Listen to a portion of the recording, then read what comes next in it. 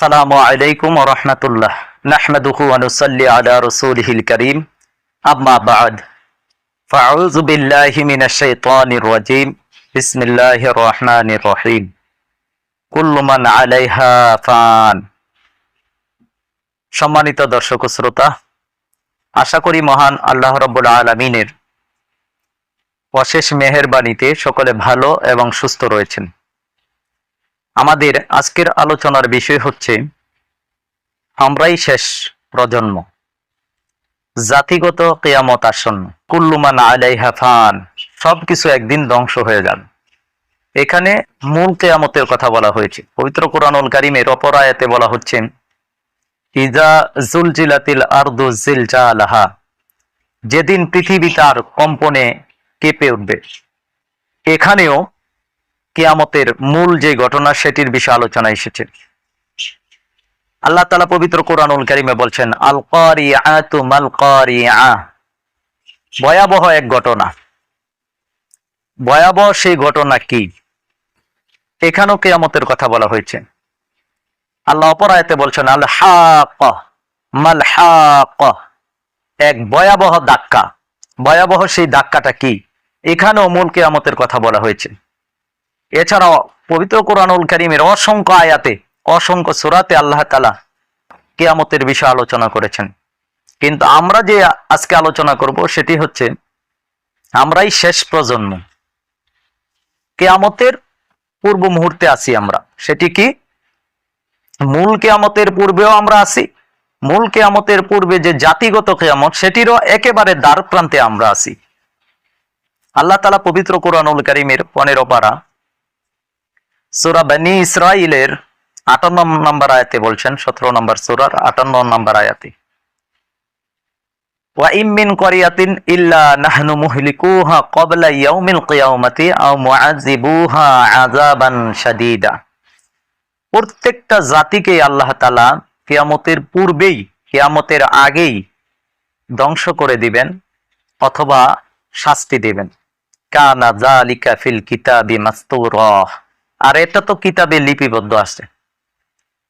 সুতরাং কিতাবে যেটি লেখা আছে সেটি অবশ্যই ঘটবে, অর্থাৎ জাতিগত কিয়ামত।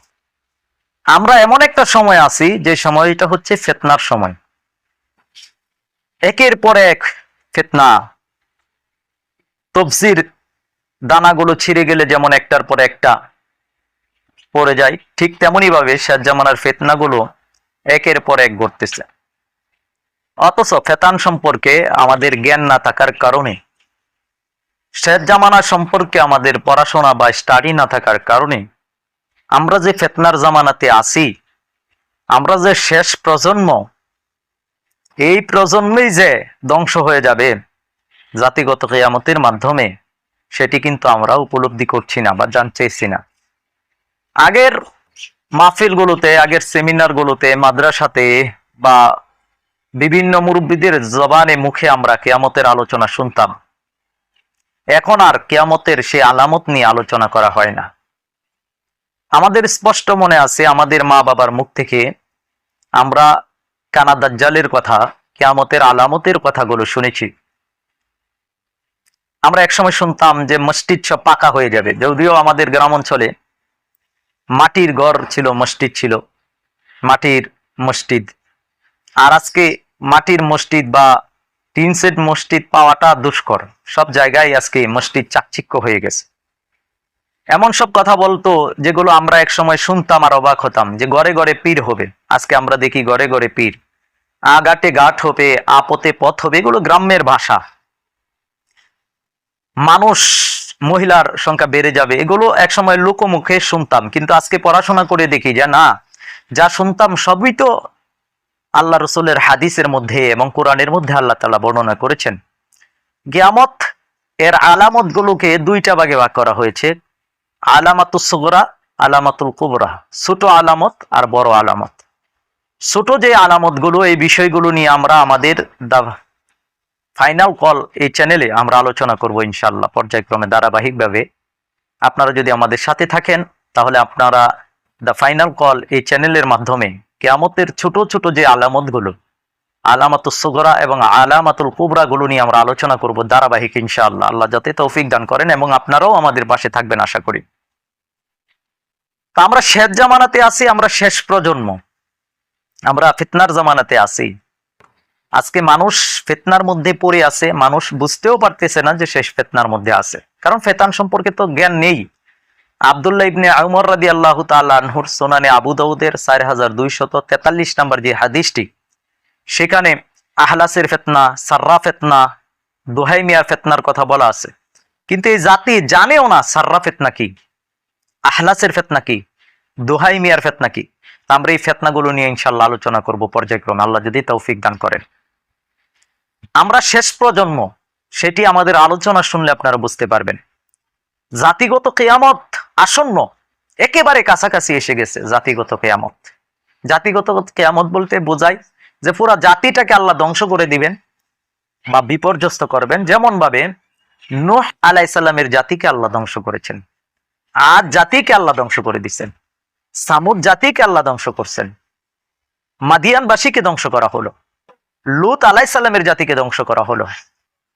এভাবে আল্লাহ তাআলা অবাধ্য জাতিকে আল্লাহ ধ্বংস করছেন। তবে হ্যাঁ, ধ্বংসের পূর্বে আল্লাহ তাআলা সতর্ককারী মুজাদ্দেদ বান্দা পাঠান। সতর্ককারী না পাঠিয়ে আল্লাহ তাআলা কোনো সময় জাতিগত কিয়ামত দেন না। এই বিষয়ে আমাদের জ্ঞান রাখতে হবে। আমরা আপনাদেরকে আজকে বলতে চাই যে আমরাই শেষ প্রজন্ম, আমরা এমন একটা প্রজন্ম, আমরা হয়তো ভাবতেছি পৃথিবী আরো অনন্তকাল ধরে চলবে। আমরা ভাবতেছি যে আমাদের এই ভোগবিলাস, এটা কে ঠেকাবে, কে আটকাবে, পৃথিবী চলছে অবিরাম।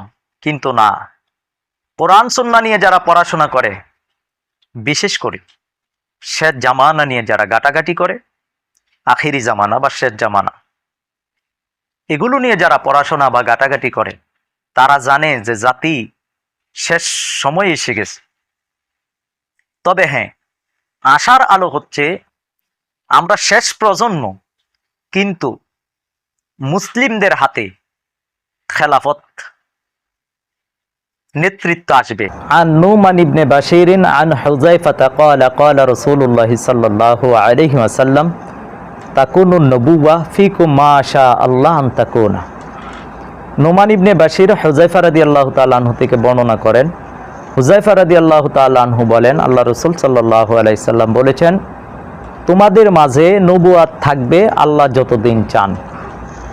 তারপরে আল্লাহ তাআলা এই নবুয়াতকে উঠিয়ে নেবেন, তারপরে আসবে সুম্মা তাকুনু খিলাফাতান আলা মিনহাদিন নবুয়া, তখন নবুয়াতের আদলে খেলাফত ব্যবস্থা পৃথিবীতে আসবে। এরপরে আল্লাহ তাআলা এই নবুয়াতের আদলে যে খেলাফত, সেটিও উঠিয়ে নেবেন। পরে পৃথিবীতে আসবে মুলকান আদান, ধ্বংসকারী রাজত্ব, রাজতন্ত্র যেটি।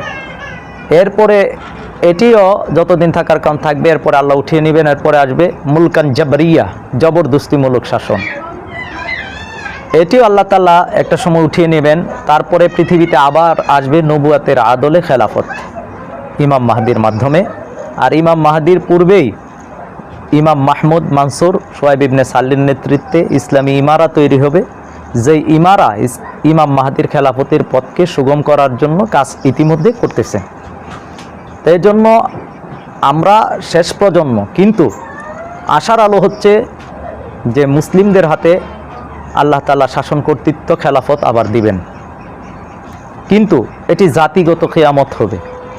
ইমাম মাহমুদের জামানাতেই তৃতীয় বিশ্বযুদ্ধ, গাজওয়াতুল হিন্দ, এটা একটা জাতিগত কিয়ামত। পারমাণবিক বোমার ব্যবহারের কারণে পৃথিবীর 2/3 মানুষ মারা যাবে এবং আবার পৃথিবী আগের জামানায় ফিরে যাবে, গোড়াগাদা তরবারির যুগ আসবে। ইমাম মাহদি যখন আসবেন তখন পৃথিবীতে আধুনিকতা আর থাকবে না। তো এজন্য বলবো যে আমরা জাতিগত কিয়ামত আসন্ন, আমরাই শেষ প্রজন্ম।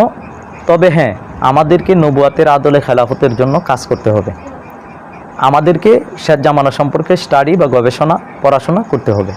আল্লাহ তাআলা আমাদেরকে শেষ জামানা সম্পর্কে জানার, বোঝার এবং আমল করার তৌফিক দান করুন। আমিন ইয়া রাব্বাল আলামিন। আসসালামু আলাইকুম ওয়া রাহমাতুল্লাহ।